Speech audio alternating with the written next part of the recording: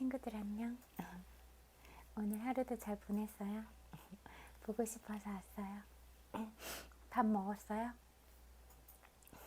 뭐 먹었어요? 친구들이 좋아하는 거 먹었어요? 저는 콩나물라면이랑 미나리전 먹었어요. 친구들도 친구들이 좋아하는 거 먹었으면 좋겠네요.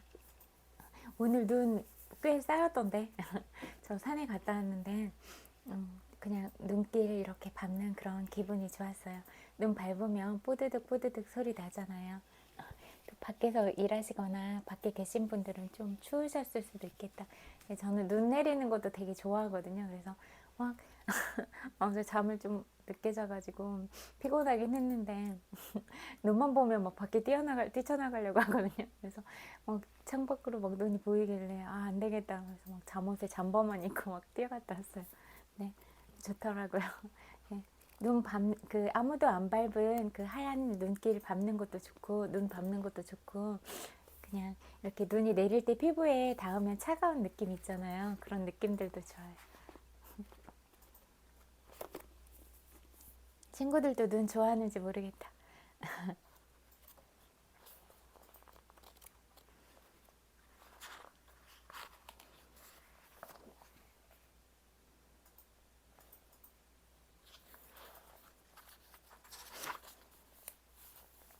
어제에 이어서 책도 읽어줄게요. 자신의 가치를 알고 있는가? 너 자신을 알라는 말은 너무나 유명한 격언이다. 상품을 시장에 성공적으로 내놓고 싶다면 그 상품에 대해 알아야만 한다. 자신의 능력을 팔 때도 똑같은 원리가 작용한다. 자신의 약점을 모조리 파악해야 보강하거나 완전히 제거할 수 있다. 구직 중인 한 젊은이가 있다. 그는 면접에서 좋은 인상을 주었고 인사 담당자는 그에게 얼마의 급여를 받고 싶으냐고 물었다. 청년은 염두에 둔 급여는 없다고 말했다.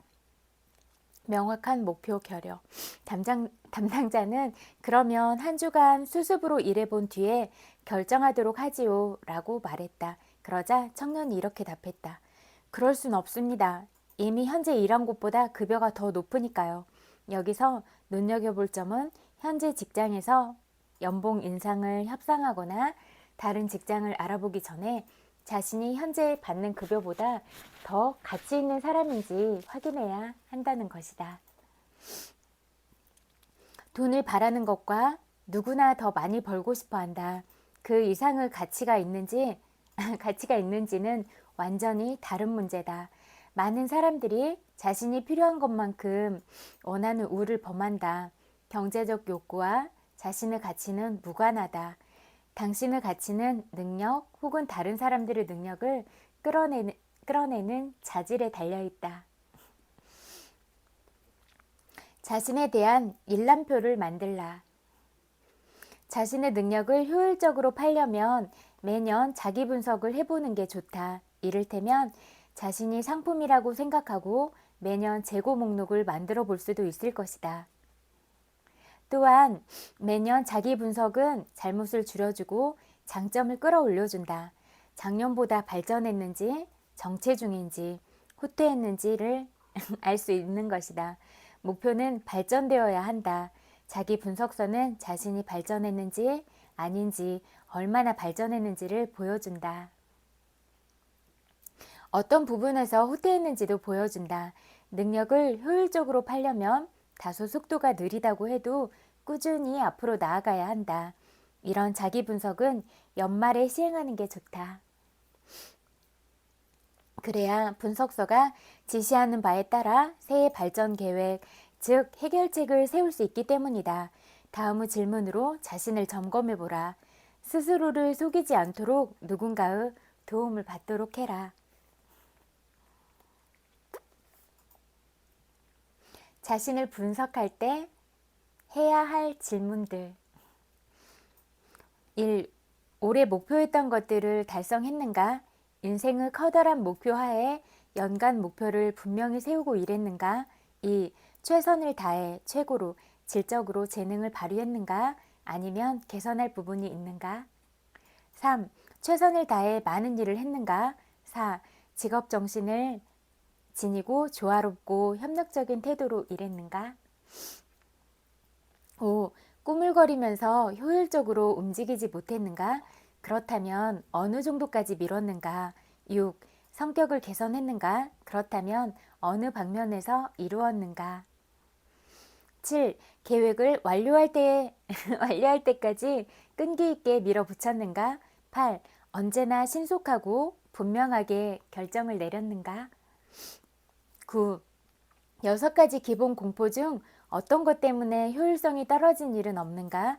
6가지 기본 공포는 마지막 16장에서 상세히 살펴본다. 10. 지나치게 조심스럽게 행동했는가? 아니면 조심성 없이 행동했는가? 11. 직장에서 동료들과 즐겁게 일했는가? 불편하게 일했는가? 불편했다면 거기에 내 잘못은 얼마나 되는가? 12. 노력을 집중시키지 못해 에너지를 낭비하지는 않았는가? 13. 언제나 열린 태도로 관대하게 행동했는가? 14. 어떤 부분의 직무 능력을 발전시켰는가? 15. 어떤 부분에서 습관적으로 무절제한 행동을 했는가? 16. 어떤 부분에서 공공연히 혹은 몰래 자기 중심적인 태도를 취하지는 않았는가? 17. 동료들로부터 존경받을 만한 태도로 일하는가? 18. 추측에 기반해 판단을 내린 적은 없는가? 정확한 분석과 사고를 통해 판단을 내렸는가? 19. 시간, 비용, 수입을 계획적으로 사용하는 습관을 들였는가? 그 계획을 까다롭게 지켰는가? 20. 무익하게 애만 쓴 시간은 얼마나 되는가? 그 시간을 더 나은 곳에 쓸 수 없었는가? 21. 다음 해에 더욱 효율적으로 활용하려면 어떻게 시간 계획을 세우고 습관을 바꾸어야 할까? 22. 양심의 가책을 느끼는 일을 했는가? 23. 어떤 부분에서 보수보다 더 질적, 양적으로 나은 능력을 제공했는가? 24. 누군가를 부당하게 대한 적이 있는가? 있다면 어느 부분에서 그러했는가? 25. 내가 상사라면 내가 제공한 서비스, 즉 상품에만 만족하겠는가? 26. 적성에 맞는 일을 했는가? 그렇지 않다면 왜 그런가? 27. 내가 제공한 서비스에 구매자가 만족했는가? 그렇지 않다면 왜 그런가? 28. 성공 후 기본 원칙들에 비추어 보아 내 점수는 어떠한가? 공평하고 솔직하게 측정하라. 그리고 그것을 정확하게 측정할 용기 있는 주변 사람에게 검토받도록 하라. 적어도 한 번은 이 책을 끝까지 읽고 이 장에서 다룬 정보를 완전히 소화했다면 자신의 재능을 시장에 내놓을 실용적인 계획을 세울 준비가 되었을 것이다. 이 장에서는 자신의 능력을 팔 수 있는 계획을 세우는 기본 원칙을 발견해야 한다. 여기에서는 리더십의 주요 원칙, 리더십이 실패하는 공통 원인들, 리더를 위한 기회의 장, 실패 요인들, 자기 분석 시 사용할 중요 질문들을 소개했다. 이렇게 상세히 묘사한 이유는 자신의 능력을 팔아서 부를 일구려면 이것들이 필요하기 때문이다. 부를 잃는 사람들, 이제 막 돈을 벌기 시작한 사람들은 부 대가로 치를 수 있는 게 능력밖에 없다. 따라서 실용적이고 실질적인 정보를 가져야 능력을 시장에 내놓았을 때 가장 큰 수익을 거둘 수 있다. 이 정보들을 완전히 자기 것으로 소화하면 당신의 능력을 파는 데 도움이 될 것이다. 또한 다른 사람들을 분석하고 판단하는 능력을 키우는 데도 도움이 될 것이다. 이미 임원의 자리에서 직원을 뽑고 있어도 마찬가지다. 어디에서 어떻게 부를 축적할 기회를 찾을 것인가? 지금까지 부를 일구는 원칙들을 살펴보았다. 그러면 자연스럽게 이런 질문이 튀어나올 것이다. 이 원칙을 적용할 기회를 어디에서 찾는단 말인가? 그렇다면 자기 분석표를 가지고 부를 쫓는다면 무엇을 얻어낼 수 있는지 살펴보자. 그 전에 우리가 법을 준수하는 준수하는 한 세계 그 어느 곳보다도 사상 및 신체의 자유를 누리는 나라에 살고 있음을 염두에 두자. 대부분은 자유 이점을 다 누리지 못한다. 그렇다 해도 자유를 억압받는 나라의 사람들과는 비교할 수 없을 만큼 자유를 누린다. 우리는 사고의 자유를 가지고 있다. 선택의 자유, 교육의 자유를 지니고 있다. 종교의 자유, 정치적 자유, 직업 선택의 자유, 재산을 소유하고 부를 축적할 자유, 거주의 자유, 결혼의 자유, 모든 인종이 동등한 기회를 누릴 자유. 음식 선택의 자유, 삶에서 무엇을 목표로 할지 스스로 준비할 자유를 지니고 있다. 원한다면 미 대통령을 목표로 삼을 수도 있다는 말이다. 우리는 다양한 형태의 자유를 지니고 있다. 이는 생각하면 부자가 될 기회를 제공하는 자유도 있다는 말이다. 미국에서는 어떤 인종으로 태어났든 어떤 특성을 타고났든지 간에 이런 광범위한 자유를 누릴 수 있다. 우리 손안에 놓인 자유라는 축복에 대해 조금 더 이야기하겠다. 이 기회의 땅에 사는 평균적인 수입의 평균적인 미국인 가정이라고 할 때 가족 구성원들 모두 어떤 자유를 누리고 있는지 살펴보자. 음식. 사고와 행동의 자유 다음으로 의식주의 자유를 들 수 있다. 이 세 가지는 삶의 기본적이고도 필수적인 요소다. 보편적인 자유 덕분에 평균적인 미국 가정이라면 세상 어디에서 온 음식이든 문 앞에서 경제적인 가격으로 살 수 있다. 집, 평균적인 미국 가정이라면 따뜻하고 불이 켜지고 수도가 나오고 수많은 편리한 도구들이 갖추어진 집에서 안락하게 거주한다. 아침 식사용 식빵이 토스트기에서 구워지는 데는 고작 몇 달러면 된다. 집은 진공청소기로 청소하며 주방과 욕실에서는 온수와 냉수를 항상 이용할 수 있다. 음식은 냉장고에서 보관하고 옷은 세탁기로 빨래하고 건조하며 설거지는 식기세척기로 한다. 그 밖에도 수많은 가전제품이 벽에 달린 전기 소켓에 꽂기만 하면 가동된다. 가족 구성원들은 하루 24시간 내내 라디오, 지금은 텔레비전과 컴퓨터, 전원만 켜면 전 세계의 정보를 입수하고 오락거리를 찾을 수 있다. 미국인들이 누리는 자유는 앞으로도 계속 더해질 것이다. 의복. 미국 내 어디에서든 평균적인 미국 가정이라면 수입의 적은 부분만 지출하고도 편안하게 옷을 구해 입을 수 있다. 평균적인 미국인이라면 이 외에도 노력의 대가로 얻어낼 수 있는 이점들이 있다. 미국은 국민의 재산권을 보장한다. 은행에 여분의 돈을 넣어두면 정부가 지켜준다. 은행이 파산한다고 해도 그것을 보증해준다. 달은 주로 여권 없이 이동할 수 있으며 누구 허락도 받지 않아도 되고 차, 기차, 버스, 비행기, 배 등 원하는 교통수단은 무엇이든 이용할 수 있다. 이런 축복들을 제공할 기적, 정치가들은 선거운동을 하면서 미국의 자유를 부르짖곤 한다. 하지만 이들은 시간을 내어 자유의 근원이 무엇인지 분석해 본 적도 없고 자유를 구속받은 적도 없다. 나는 불가사의하고 추상적이며 오인된 어떤 것에 대해 낱낱이 살펴볼 작정이다. 모든 미국 시민에게 부를 축적할 기회와 더 많은 자유를 준 어떤 것에 대해서 말이다.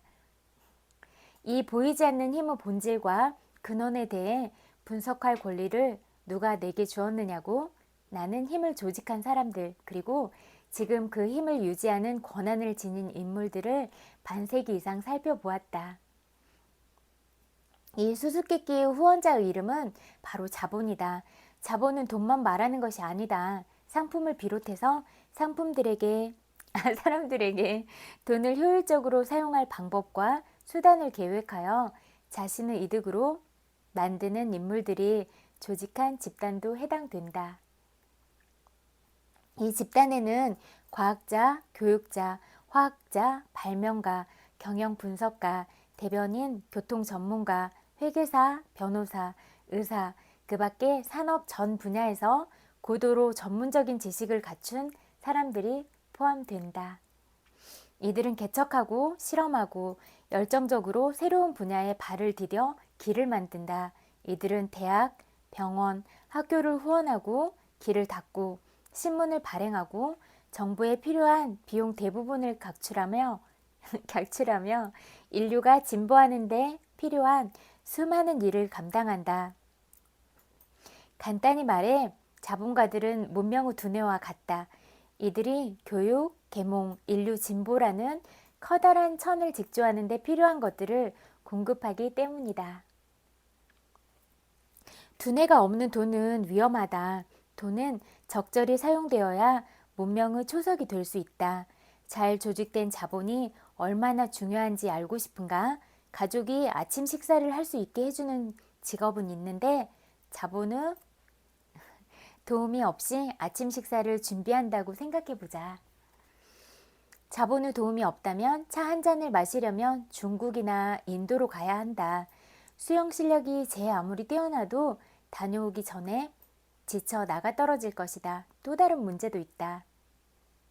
육체적 한계를 극복하고 바다를 헤엄쳐 가는데 성공해도 자본이 없다면 돈을 어떻게 지불하겠는가. 설탕을 구하려면 한 번 더 헤엄을 쳐서 카리브해 섬까지 가거나 걷고 또 걸어서 유타주 사탕수수 농장까지 가야 한다. 간다고 해도 설탕을 가지고 돌아오지 못할 것이다. 설탕을 생산하는 데는 조직적인 노력과 돈이 필요하기 때문이다. 즉, 정제하고 수송해서 아침 식탁에까지 운송되어야 하는 것이다.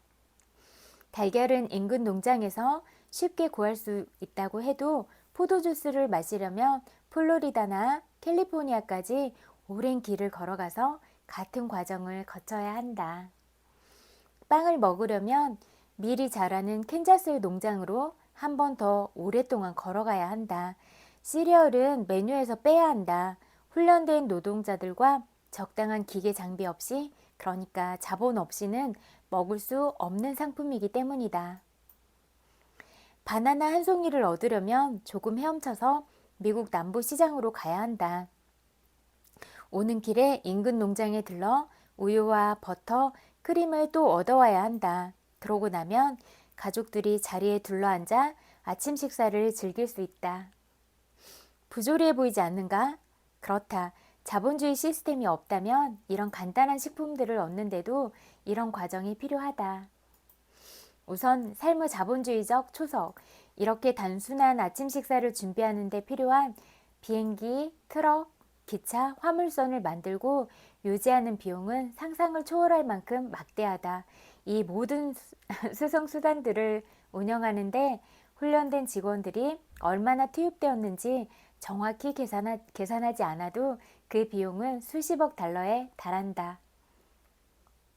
하지만 자본주의 미국이라는 현대 문명에 필요한 것은 이런 운송체제만이 아니다. 이렇게 운송하기 전에 먼저 무엇인가를 땅에서 재배하거나 공장에서 제조해야 시장에 공급될 수 있다. 장비, 기계, 포장 단계, 판매 단계 등에 수십억 달러 이상이 들며 수백만 명의 관련 노동자들에게 임금도 지불되어야 한다. 운송 체계는 땅에서 갑자기 툭 솟아나는 것도 자동으로 움직이는 것도 아니다. 이는 문명의 필요에 따라 생겨난 것이다. 상상력, 믿음, 열정, 결단력, 끈기를 지닌 사람들의 재주와 조직 능력, 노동에서 태어났다. 이런 사람들을 흔히 자본가라고 한다. 이들은 유용한 서비스를 구축하고 실행하고 획득하고 만들어내고 수익을 창출하고 부를 일군다는 열망으로 움직인다. 그리고 이들은 문명 세계에 반드시 필요한 서비스를 만들어냈기 때문에 막대한 부를 일굴 수 있다.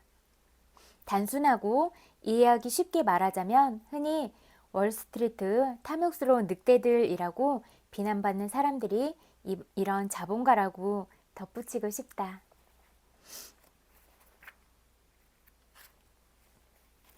나는 어떤 집단 혹은 경제 체계에 반대하려는 게 아니다. 이 책의 목적은 내가 50년 이상 모든 걸 바친 목적, 지식을 바라는 사람들에게 자신이 열망하는 만큼의 부를 일굴 수 있는 믿을 만한 성공 철학을 제시하는 것이다. 지금까지 자본주의 체제의 경제적인 이점을 분석한 이유는 다음과 같다. 1. 부를 추구하는 사람들은 모두 크든 작든 부에 접근하는 방식을 통제하는 자본주의 시스템을 인지하고 받아들여야 한다. 2. 종종 선동적인 정치가들과 독이라고 표현하는 조직적인 자본주의 반대편에 있는 그림을 보여주기 위해서이다. 미국은 자본주의 국가다. 자본을 이용하여 발달하고 있는 국가라는 말이다. 자유와 기회라는 축복을 누릴 권리를 주장하고 이곳에서 부를 추구하고 있는가? 그렇다면 조직화된 자본주의가 제공하는 이점들이 없다면 부를 일굴 수도 그 기회를 잡을 수도 없다는 사실을 알아야 한다. 부를 축적하고 합법적으로 유지하는 방법은 오직 유용한 노무를 제공하는 일뿐이다. 한낱 다수 힘으로 밀어붙인다거나 이런저런 대가 없이 합법적으로 부를 획득할 수 있는 체제란 없다. 부 한가운데에 있는 기회들. 미국은 정직한 사람에게 부를 축적할 자유와 기회를 모두 제공한다. 사냥에 나선다면 사냥감이 많을 만한 사냥터를 고를 것이다. 부에도 당연히 같은 법칙이 적용된다. 부를 추구한다면 여성들을 간과해선 안 된다. 여성들이 매년 화장품이나 미용 제품에 지출하는 돈은 수십억 달러에 달한다. 남성들도 간과하지 마라. 남자들은 매년 수십억 달러를 미식 축구, 야구, 농구 경기 및 관련 제품들과 행사들에 열정적으로 지출한다. 사치품 필수제가 아닌 몇 가지를 언급했을 뿐이지만 이런 극소수 제품들을 생산하고 판매하는 사업은 수백만 명에게 일자리를 제공하며 이들은 노무 대가로 매달 수백만 달러를 벌고 그것으로 사치품과 생필품을 구매한다. 상품과 노동력의 교환 이면에 부를 일굴 기회가 풍부하게 존재한다는 점을 기억하라. 미국의 자유는 당신의 도움에서 비롯된 것이다. 이런 사업에 필요한 노력을 가로막을 것은 아무것도 없다. 여러분이 뛰어난 재능, 훈련, 경험을 지니고 있다면 막대한 부를 일구게 될 것이다. 적은 양은 아닐 것이다. 물론 이런 행운이 없다면 적게 벌겠지만 말이다. 평범한 수준의 서비스를 제공한다면 생활비를 버는 수준에서 그칠 것이다. 당신은 어떠한가? 기회는 여러분 앞에 펼쳐져 있다. 앞으로 한 걸음 나아가서 원하는 것을 고르고 계획을 세우고 그 계획을 실행에 옮기고 끈기 있게 밀어붙여라. 그러면 자본주의가 알아서 할 것이다. 자본주의에서는 누구나 유용한 노무를 제공하고 그 대가로 부를 일구는 기회를 보증한다. 이 체계는 누구나 그 권리를 보증하지만 거저먹으려 드는 사람에게는 그 어떤 약속도 해주지 않는다. 자본주의 체제는 불변의 경제학의 법칙에 의해 다스려진다. 그러니까 대가 없이 얻는 것은 오랫동안 봐주지 않는다는 말이다. 자만은 안개와 같다. 그 안개는 우리가 인식하지 못하는 진정한 본성을 가린다. 이것은 타고난 재능을 약화시키고 우리가 지닌 온갖 모순점들을 두드러지게 만든다.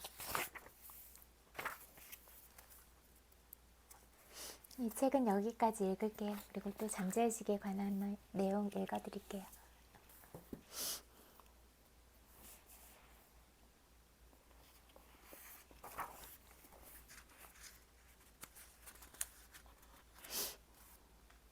노력 역행의 법칙 4단계. 어떤 아이디어가 마음속에 강하게 일어나 암시가 되는 수준에 이르면 의식적으로 노력해도 암시를 거부할 수 없다. 그런 노력이 오히려 암시를 강화시킬 수 있다. 에밀 쿠에의 노력 역행의 법칙을 세상에 알린 찰스 보드행은 암시와 자기암시라는 책에서 위와 같이 언급했다. 다시 말해 의구심이 들거나 마음이 어지러울 때마다 그러고 싶지만 할 수 없어 혹은 청구 비용을 낼 만큼의 돈이 있었으면 좋겠지만 가망이 없어 라고 말하면 아무리 간절히 원하고 노력하더라도 내가 원하는 결과와는 멀어진다는 것이다. 재정적인 어려움에 부닥쳤을 때 일어나는 공포나 절망, 믿음 부족 등의 암시는 나 자신을 해친다. 선한 아이디어를 생각하려고 노력할수록 악한 아이디어가 더 폭력적으로 파고든다. 그 결과 혼란스럽고 갈피를 못 잡는 기분이 든다. 노력으로는 원하는 결과를 얻을 수 없다. 의지와 상상력이 대립할 때 결정권을 가지는 건 늘 상상력이다. 에밀 쿠에의 말은 욕망이 상상력이나 믿음과 충돌할 때는 반드시 상상력과 믿음이 이긴다고 풀이할 수 있다. 지배적인 아이디어가 언제나 이기는 것이다. 노력은 두 가지 아이디어나 암시가 상충할 때 반대하는 아이디어를 뛰어넘는 것을 전제로 한다. 당장 돈이 많았으면 좋겠어요. 그런데 그럴 수가 없네요. 이 말은 두 아이디어를 모두 무력화시키고 결국 아무런 아이디어도 실현되지 않게 만든다. 산과 염기를 섞으면 중화 반응이 일어나는 것처럼 말이다. 부자가 되게 해달라고 원하는 것을 달라고 얼마나 열심히 기도했는데요. 라고 말하는 건 아이디어를 무력화시키는 사고 오류를 저지르는 행동이다. 성공에는 큰 노력이 필요하지 않다. 손쉬운 방법으로도 성공할 수 있다. 대표적인 예는 최면을 거는 것이다. 최면의 효과를 보기 위해서는 먼저 주의를 고정해야 한다. 졸린 상태일 때 또는 선잠이 든 상태일 때는 최소한의 노력으로도 충분하다. 잠이 들 거라고 암시를 주면서 졸린 상태로 유도할 수 있다. 그럼 안간힘을 쓰지 않고도 주의를 집중할 수 있다. 보드행은 이를 다음과 같이 설명한다. 잠재의식에 아이디어를 주입하는 방법은 아주 간단합니다. 암시를 걸 아이디어를 압축해 기억에 쉽게 새겨질 만한 간단한 문장으로 요약합니다. 그 문장을 자장가 부르듯이 몇 번이고 반복합니다. 보드행의 노력 역행의 법칙은 다음 4단계로 정리할 수 있다. 1. 온몸을 이완해 가수면 상태에 들어간다. 2. 성공한 이미지를 구체적으로 그려 그 이미지에 집중한다. 3. 내가 정말 성공했다고 느낄 때까지 성공이라는 단어를 되낸다.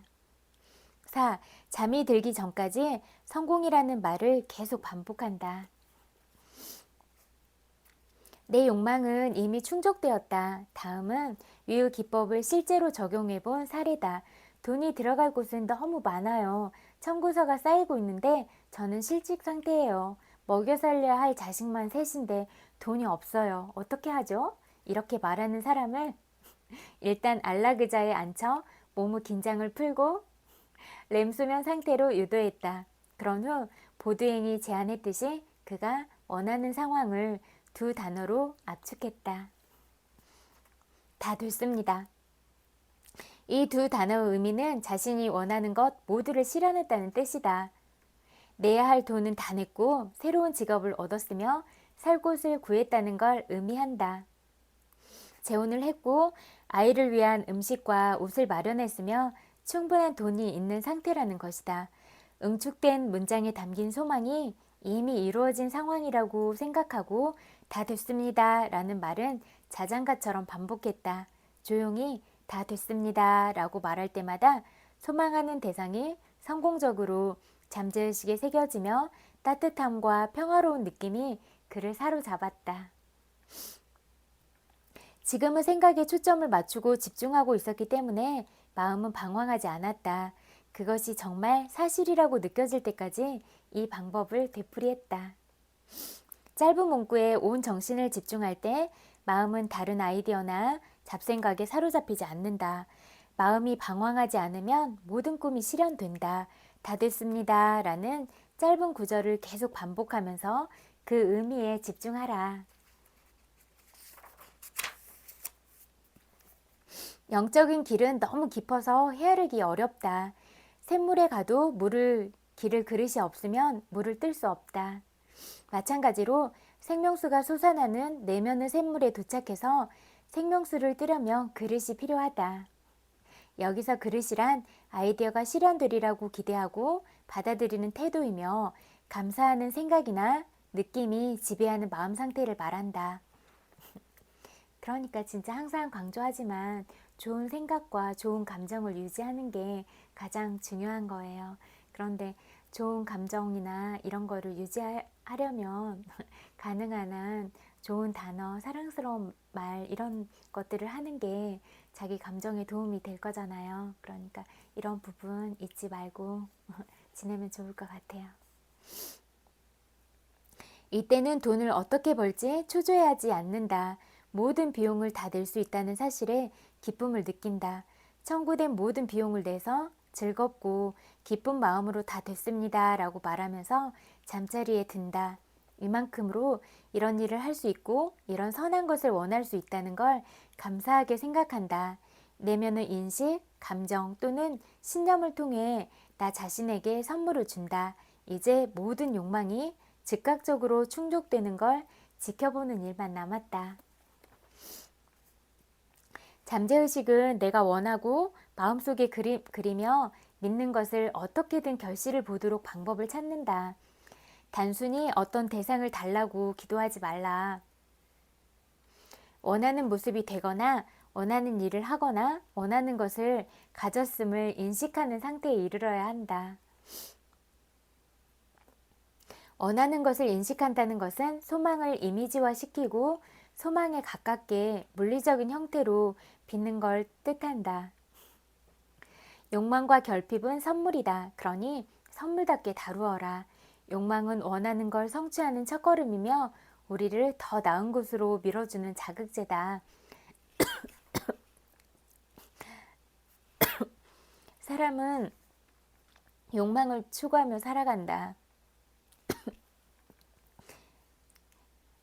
갑자기 기침 나서요. 욕망이 없다면 인류는 생존하지 못했을 것이다. 시작이 욕망이라면 끝은 발현이다. 욕망을 이해하고 의식적으로 자아와 욕망을 일치시키면 욕망은 외부 세계로 발현된다. 지금보다 더 나은 사람이 되고 싶다는 욕망은 내가 준비되었을 때 찾아온다. 원하는 것을 받아들이면 마음이 평화롭다. 쌓아두기 위해서 돈을 벌지 마라. 저축보다 현금의 흐름에 집중하라. 내가 원하는 사람이 되고 하고 싶은 일을 하고 꿈꾸던 일을 할 만큼 현금이 충분하게 흐르는 것을 원하라. 직업은 부가 흐르는 하나의 통로일 뿐이다. 직업 외에도 무한한 통로가 존재한다. 통로 한쪽 문이 닫히면 다른 문이 열린다. 생명수가 솟아나는 내면의 샘물에 도착해서 생명수를 뜨려면 그릇이 필요하다. 여기서 그릇이란 아이디어가 실현되리라고 기대하고 받아들이는 태도이며 감사하는 생각이나 느낌이 지배하는 마음 상태를 말한다. 내가 성공할 것임을 믿어 의심치 마라. 흔히 말하는 재정적인 성공은 직업적인 성공과 연관이 있다. 하지만 불행히도 많은 사람이 자신의 직업을 부정적으로 바라본다. 마음이 맞지 않는 사람들과 꿈도 희망도 없이 자기가 싫어하는 일을 꾸역꾸역 하며 살아간다. 그리고 운이 없거나 경제가 불황이라 이렇게 되었다고 남 탓으로 돌린다. 하지만 근본적인 원인은 패배주의적 태도에 있다. 불행한 운명을 타고났다고 생각하거나 처지에 만족하지 못한다면 운명이나 외부 상황을 탓하지 말고 태도와 생각을 바꿔야 한다. 이 장에서는 생각과 태도를 바꿔 직업적으로 성공하는 방법을 설명한다. 일반적으로 부자가 되려면 어느 정도는 직업적으로 성공해야 한다. 우리는 모두 좋아하는 일을 하면서 살고 싶어 한다. 원하는 것을 갖고 원하는 일을 하기 위해 충분한 돈을 벌고 사회의 생산적인 구성원이 되기를 원한다. 하지만 불행히도 커리어 때문에 고군분투하는 사람이 수두룩하다. 원하는 포지션을 평생 따내지 못하는 사람도 있고 일에는 만족하지만 직책이나 급여에 좌절하거나 실망하는 사람도 있으며 일을 사랑하지만 상사, 동료, 고객 등 같이 일하는 사람들을 견디기 어려워하는 사람도 있다. 이 장에서는 성공을 위한 4단계 공식과 더불어 커리어와 직장 생활에서 최대한의 만족을 얻고 일의 시간과 에너지, 전문 지식을 쏟는 만큼 보상을 받는 방법에 관해 소개하겠다. 커리어 성공을 위한 4단계. 실력보다는 인맥이 중요하다. 애써봤자 남준다. 성공은 타이밍이다 라고 말하는 사람들은 다른 사람의 성과를 남몰래 시기하고 질투하거나 성공을 가로막는 자신의 결점을 인정하려 하지 않는다. 네, 시기하고 질투하고 이런 것들은 자기의 그런 진동 에너지를 이렇게 낮은 에너지로 떨어뜨리는 거니까 그거는 자기한테 도움이 되지는 않아요. 오히려 정말 내가 지금까지 받은 거 그리고 현재 받은 것들에 대해서 감사하는 마음, 그게 친구들이 가진 그런 진동 에너지를 높여주는 데 있거든요. 높여주고 있거든요. 그러니까 그런 높은 에너지를 가질수록 친구들 자신들한테 좋은 거예요. 그러니까 그러면 진짜 내면 안으로부터 이렇게 따뜻하고 그런 감정들이 차오르고 그런 것들이 차곡차곡 쌓여가면 또 단단해진 내면을 가질 수 있고, 그런 단단해진 내면들이 또 밖으로 표출이 돼서 친구들이 가진 그런 매력들과 더 결합이 돼서 더 엄청난 친구들만의 각각 매력을 만들지 않을까. 그리고 친구들이 각자 가진 그런 개성 있는 아우라를 형성하지 않을까, 그런 생각이 들어요. 항상 이야기하지만 친구들 다 너무 한 사람 한 사람이 다 특별하고 소중하잖아요. 그러니까 그런 마음 꼭 잊지 말고 살았으면 좋겠고, 그리고 우리가 아주 작은 부분부터 생각해 보면 우리가 지금 현재 누리고 있는 것들에 대해서도 감사할 부분이 정말 많잖아요. 그러니까 감사하다, 고맙다, 사랑한다 이런 표현들은 항상 그냥 습관처럼 입에 달고 살면서 그렇게 하다 보면 자기도 모르게 늘 감사하는 사람이 돼 있지 않을까. 그리고 또 그런 감사하는 마음들이 더 좋은 것들, 그런 것들을 친구들한테 불러다 줄 테니까 그렇게 살아가면 좋겠다, 이런 생각이 들어요.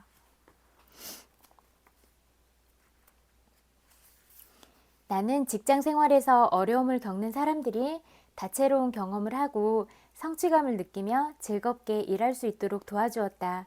그 경험을 압축해 직장에서 성공하는 방법을 4단계로 정리했다. 1. 성공하는데 어떠한 자질이 필요한지 구체적으로 생각한다. 2. 내가 무엇을 좋아하는지 알아본 후 직접 시도한다. 3. 분야를 전문화하고 깊이 있는 전문 지식을 쌓는다. 4. 내가 하는 일이 세상에 축복을 가져다 준다는 넓은 마음을 가진다. 단계별로 더 자세히 살펴보자. 1단계 성공을 위한 자질을 키운다. 성공하는데 어떤 자질이 필요한지 구체적으로 생각해보자. 일에 만족하지 못하는 이유는 자질이나 태도, 가치관 등이 맞지 않아서다. 주관적인 믿음이나 느낌이 객관적인 삶을 지배한다는 것을 잊어서는 안 된다. 내면의 이미지는 외부 스크린에 투영된다. 제가 얘기했잖아요. 내면들이 그렇게 외면의 모습이 된다고. 잠재의식상의 신념이나 잠재의식에 각인된 내용을 사진으로 찍을 수 있다면 사진은 현실과 정확히 일치할 것이다. 인생의 모든 면에 해당하는 진리다. 직장 내 위치를 개선하기 위해 가장 먼저 해야 할 일은 내면을 갈고 닦는 것이다. 사랑, 즐거움, 평화, 인내심, 부드러움, 선함, 믿음, 겸손, 절제 등의 자질을 마음에 품으면 현실에서 구체적으로 발현된다. 이를 위해 내가 어떤 사람인지 무슨 일을 하는지는 전혀 관계가 없다. 경험, 사건, 상황, 여건이 태도, 가치, 미덕을 반영한다. 평화, 조화, 완전 무결함, 안정감, 행복은 내면의 깊은 자아로부터 나온다. 이러한 자질을 키운다는 건 잠시의 의식에 보물을 쌓는 것과 같다. 삶의 모든 방면이 풍요로워지는 것이다.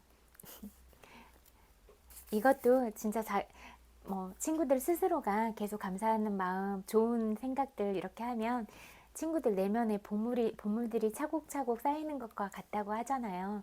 이왕이면 차곡차곡 보물을 쌓아가는 게 좋잖아요. 그쵸? 2단계, 내가 좋아하는 것을 찾는다. 내가 무엇을 좋아하는지 알아본 후 직접 시도해 본다. 이 일을 즐기면 성공하는 데 필요한 에너지와 열정이 생긴다. 정신과 의사가 학위를 취득한 후 졸업장을 벽에 걸어두는 것은 의미가 없다. 학계의 새로운 지식을 익히고 컨퍼런스에 참석하며 마음이 어떻게 작동하는지 살펴야 한다. 병원을 순회하고 최신 논문을 읽고 정신질환과 정신장애의 최신 치료법도 배워야 한다. 진정 성공한 정신과 의사라면 자신의 환자들에게 진심으로 관심이 생기기 때문이다. 어떤 직업이나 분야를 선택해야 할지 모르겠다면 내 안에 숨겨진 재능을 드러내고 내가 있어야 할 자리로 안내합니다. 라고 내면에 있는 무한한 지성에게 조언을 구하라.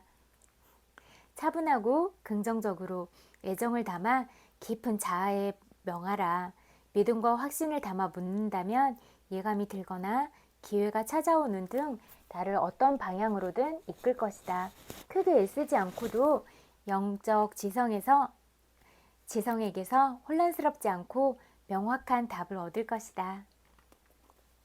3단계, 전문 지식을 쌓는다. 분야를 전문화하고 다른 사람에게 비길 수 없을 정도로 전문 지식을 쌓아라. 전문 분야를 선택한 후에는 전적으로 시간과 관심을 쏟아라. 그 분야에 관해 가능한 속속들이 알고 있어야 하고 열정을 가져야 한다. 가능하면 다른 사람보다 더 자세히 알아야 한다. 내가 하는 일에 열렬히 관심을 가지고 세상에 봉사하고자 하면 직업적 성공은 따라온다. 이로써 세상에 이바지하고자 하는 태도와 먹고 살기 위해 그럭저럭 일하는 사람의 태도는 천지 차이다. 그럭저럭 하면서 진정한 성공에 이를 수는 없다. 그 동기가 의미 있고 고귀하며 이타적이라면 더욱 좋다. 주는 만큼 받을 것이다.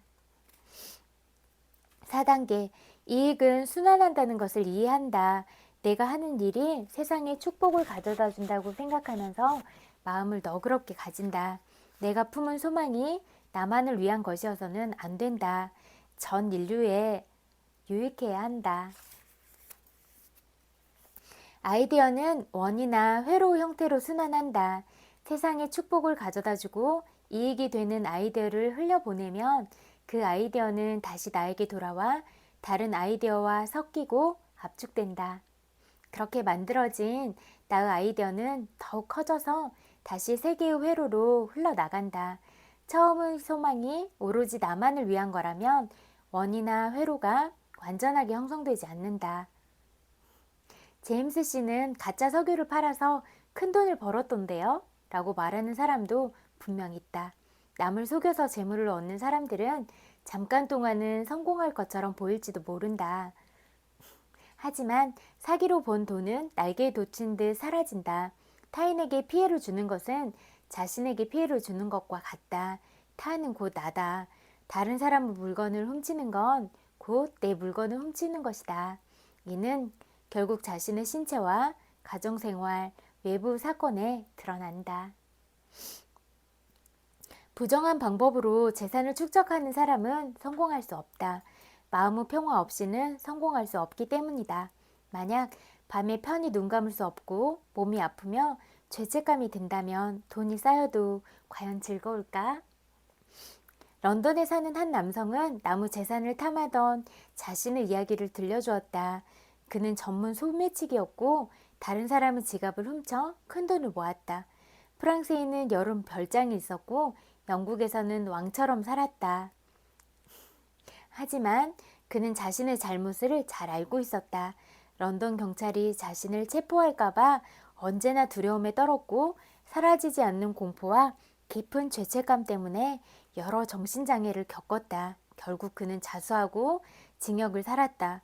출소 후 그는 땀 흘리며 노동하는 기쁨을 알았고 준법 정신을 갖춘 정직한 시민으로서 완전히 새 사람이 되었다. 진정으로 자신이 좋아하는 걸 찾고 행복하게 살았다. 무언가가 부족하거나 제한적이라고 생각할 때 남의 것에 눈독을 들인다. 우리가 얻고자 하는 것은 결코 부족한 일이 없다는 것을 깨닫는다면 내가 원하는 것에 집중하고 진정한 성공을 이룰 수 있다. 오늘 여기까지 읽을게요. 제가 읽어드린 내용이 친구들한테 꼭 도움이 됐으면 좋겠고, 이거는 이제 그런 물질적인 부에 적용을 해도 되고, 항상 이야기하듯이 친구들 각자한테 맞는 가치관이나 또 원하는 목표들, 뭐 멀리 생각하고 있는 장기적인 목표도 있을 거고 단기적인 목표도 있을 거라고 생각해요.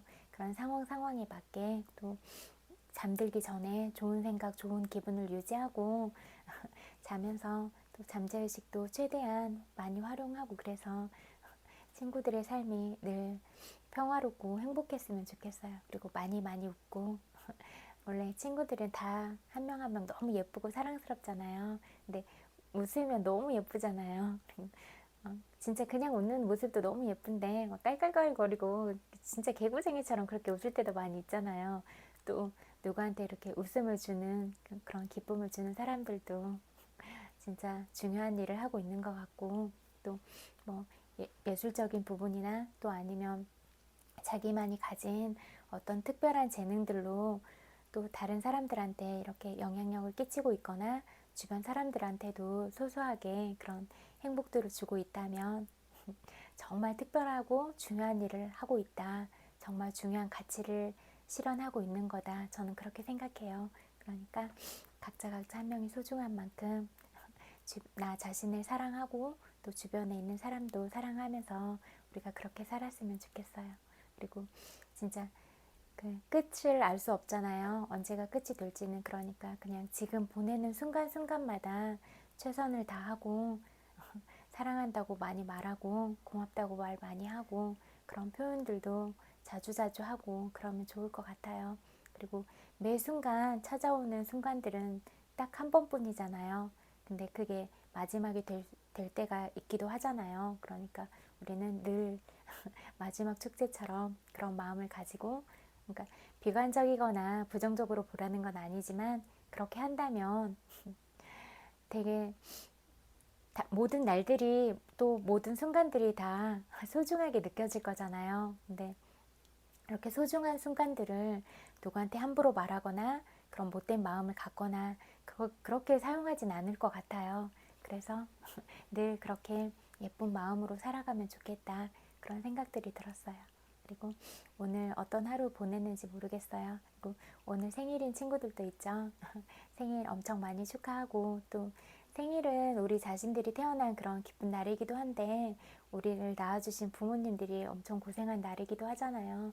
그러니까 또 마음으로라도 뭐 또 전화라도 할 수 있으면 부모님하고도 이렇게 통화도 하고 이렇게 고생한 노고도 생각하면서 그러는 것도 중요하지 않을까, 이런 생각도 잠깐 해봤네요. 그리고 꼭 생일이 아니더라도 그냥 오늘이라는 하루하루를 살고 있는 모든 친구들이 오늘 하루 보낸 하루가 행복했으면 좋겠어요. 그리고 오늘 하루 보내느라고 엄청 많이 고생했어요. 타닥타닥. 마음으로 안아드릴게요. 100만 번 볼뽀뽀도 보내드릴게요. 그리고 오늘도 엄청 많이 보고 싶어서 찾아왔고 엄청 많이 사랑해요.